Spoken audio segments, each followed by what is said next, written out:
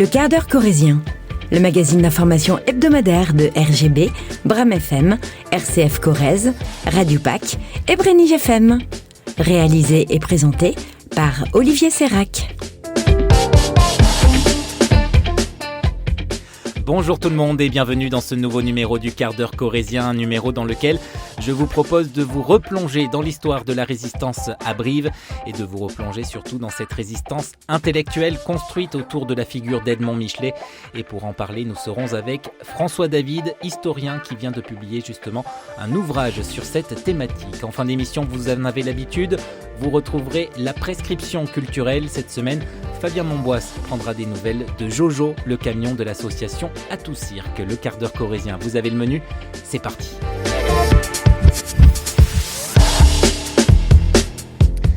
Pour ce numéro du quart d'heure corrézien, je vous emmène au cinéma Rex à Brive, non pas pour voir un film, mais pour y retrouver François David. Bonjour. Bonjour.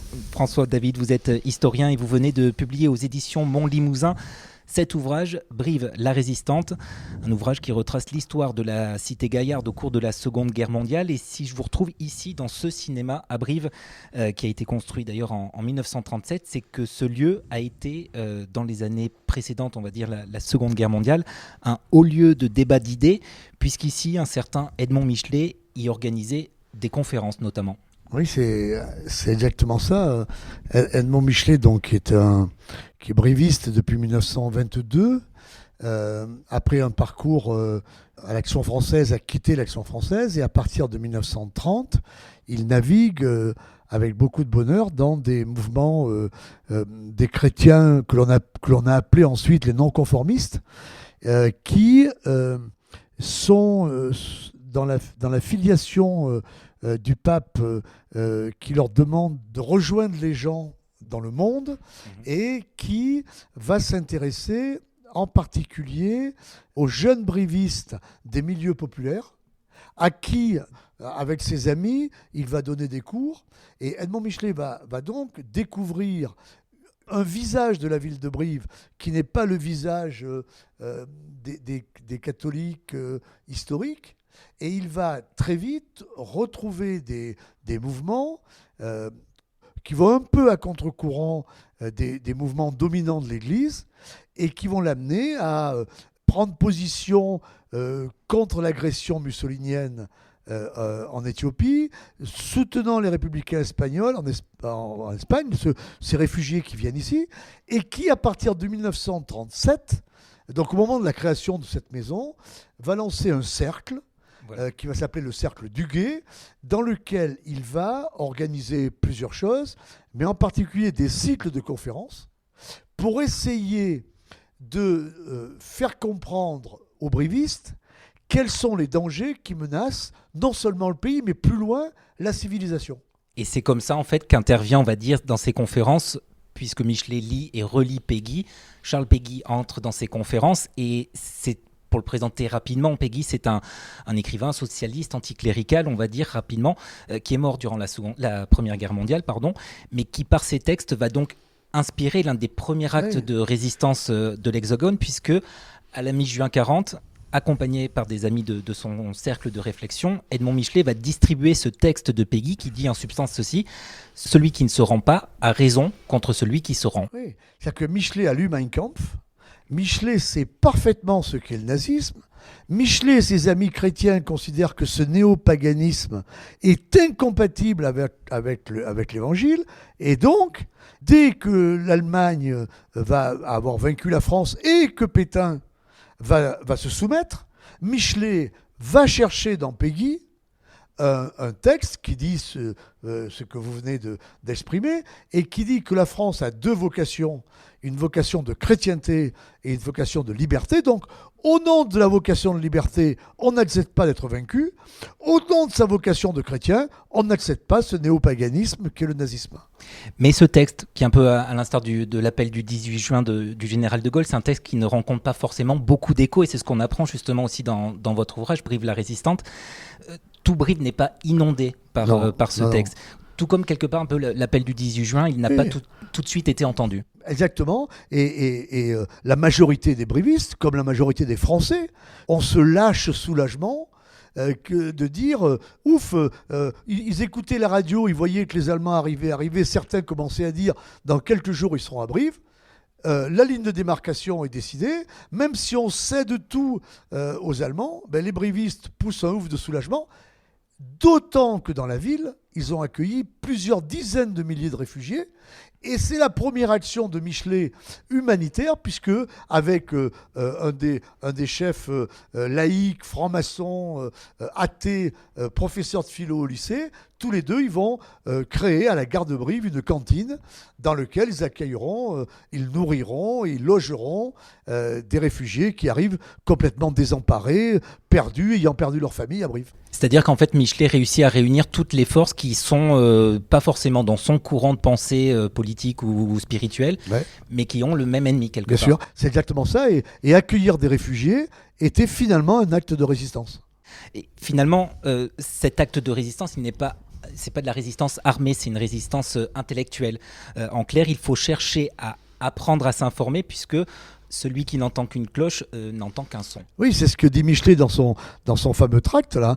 Alors, il faut imaginer, parce que le régime de Vichy, on oublie ça. Hein. Le 16 juin, Pétain capitule. Le 10 juillet, 3 semaines après, il a les pleins pouvoirs.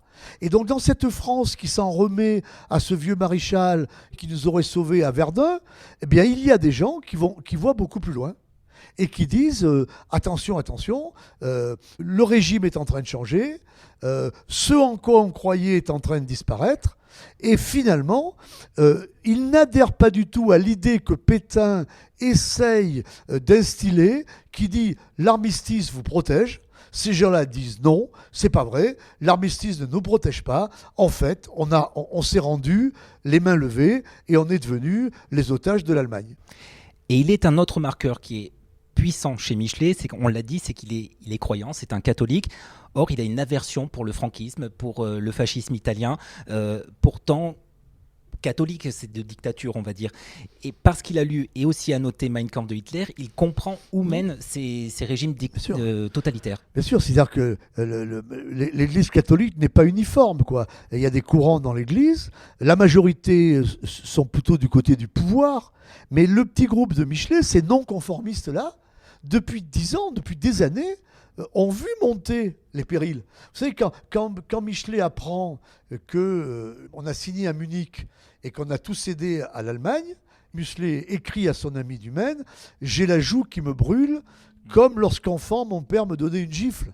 Et donc lui, il est très, très, très anti-munichois.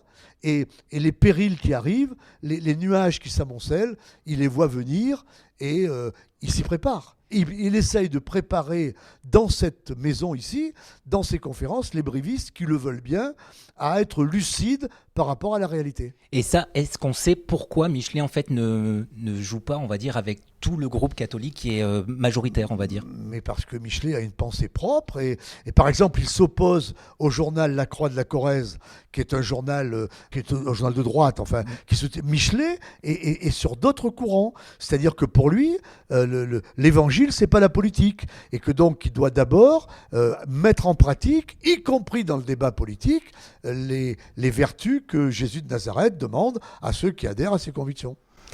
Et de fait, quelque part, comment ce message aussi, grâce à ces conférences, on sait qu'il y avait une centaine, voire des centaines de personnes qui assistaient à ces conférences. Comment ce message-là, il arrive à irradier quelque part dans Brive et hors de Brive aussi? Il y a ceux qui ont adhéré, puis il y a ceux qui sont venus écouter et qui ont continué leur vie. Mais tout le groupe qui est autour de Michelet va former le premier groupe des résistants de Brive, le côté catholique, et est un groupe qui fréquente les cercles du Guet ici. Puis il y a un deuxième courant à Brive, hein. C'est le courant représenté par le sénateur Labrousse et Alexis Jobert, qui sont un courant, disons, radical franc-maçon, qui, eux, ne votent pas les pleins pouvoirs à Pétain. Et dans les 80 députés qui n'ont pas voté les pleins pouvoirs à Pétain, il y a deux parlementaires du bassin de Brive. Et ça, c'est ce qui fait quelque part aussi la force, une étincelle aussi qui pourrait expliquer toute la résistance corrézienne derrière. C'est-à-dire que la résistance, c'est loin, ça vient en 41, mais il y a des gens qui disent non. Et il y a des gens qui disent non. Et le contraire de renoncement peut s'appeler résistance, effectivement. Question très personnelle pour vous maintenant. Qu'est-ce qui vous anime? Qu'est-ce qui fait que vous êtes aussi passionné, vous, de Part Edmond Michelet? D'abord parce que je me retrouve sans doute à des racines personnelles. Aussi parce que j'ai eu la chance d'être proposé pour diriger le centre Michelet par Madame Michelet et Jean Charbonnel, et que j'ai eu la chance dans les années 80, tout jeune, de connaître les grands noms de la résistance. Et puis aussi parce que, vous savez, c'est Jaurès qui disait un peu de socialisme éloigne du socialisme, beaucoup de socialisme rapproche du socialisme. Moi, je dirais qu'un peu de Michelet peut éloigner de Michelet. Oui. Mais beaucoup de Michelet rapprochent de Michelet. Et j'ai trouvé dans ma vie personnelle, professionnelle, j'ai trouvé chez Edmond Michelet sans doute quelques exemples qui m'ont, à des moments de ma vie, fait faire des choix qui n'auraient peut-être pas été ceux-là si j'avais pas autant lu Michelet, quoi. Et j'ai envie de vous dire, c'est-à-dire dans quelles circonstances, par exemple? C'est-à-dire être capable de dire non. Être capable, même si économiquement vous y laissez des plumes, quand on est en désaccord, de dire non. Et puis peut-être aussi de chercher toujours une solution qui permet de respecter l'homme, quoi. C'est cette idée-là que tout homme est sur un chemin, que l'inattendu de la vie fait que cet homme peut grandir, et que il faut refuser de désespérer de qui que ce soit, même dans les moments les plus difficiles. Il y a une espérance, et que résister est aussi une passion d'espérance. Il me semble que Michelet était un passionné d'espérance. Puisqu'il y a toujours de l'espoir.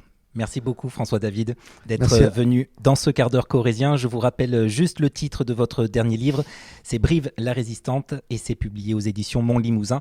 Et je vous invite très sincèrement à vous plonger dans cet ouvrage parce qu'il est truffé d'anecdotes et de témoignages qui font que c'est un livre vivant. Merci beaucoup. Merci.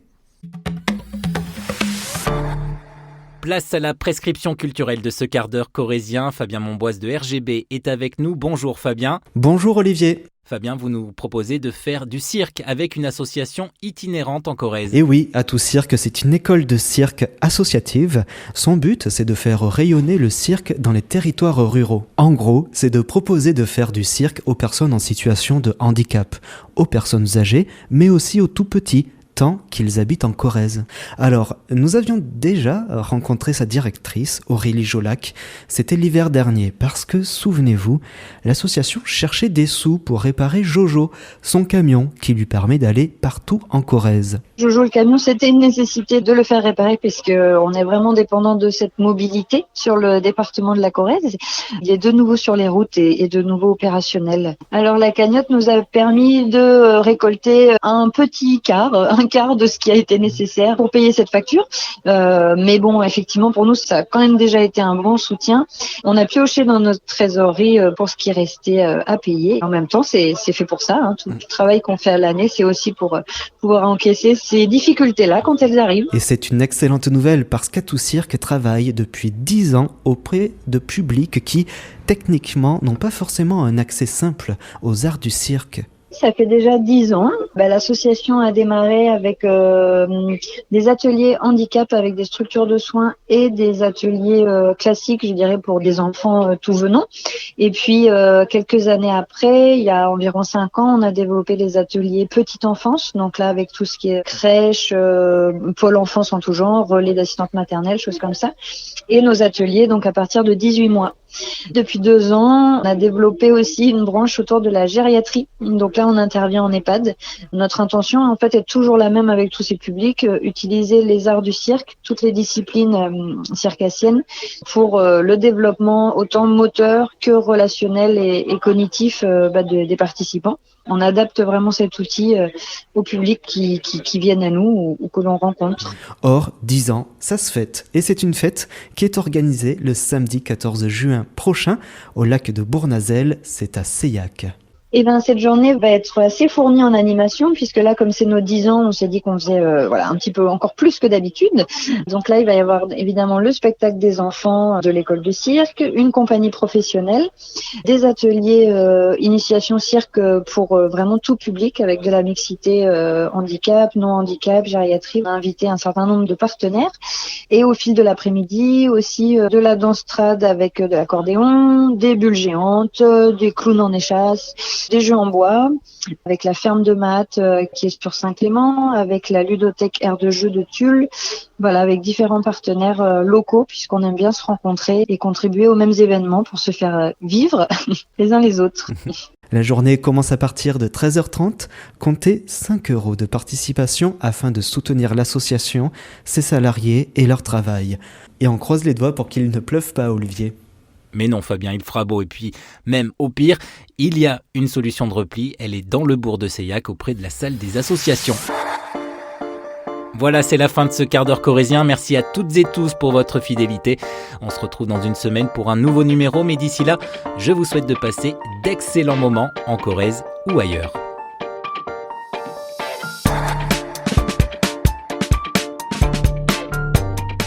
Retrouvez le quart d'heure corrézien en réécoute sur nos sites internet, mais aussi sur les plateformes d'écoute Spotify, Deezer et Apple Podcasts.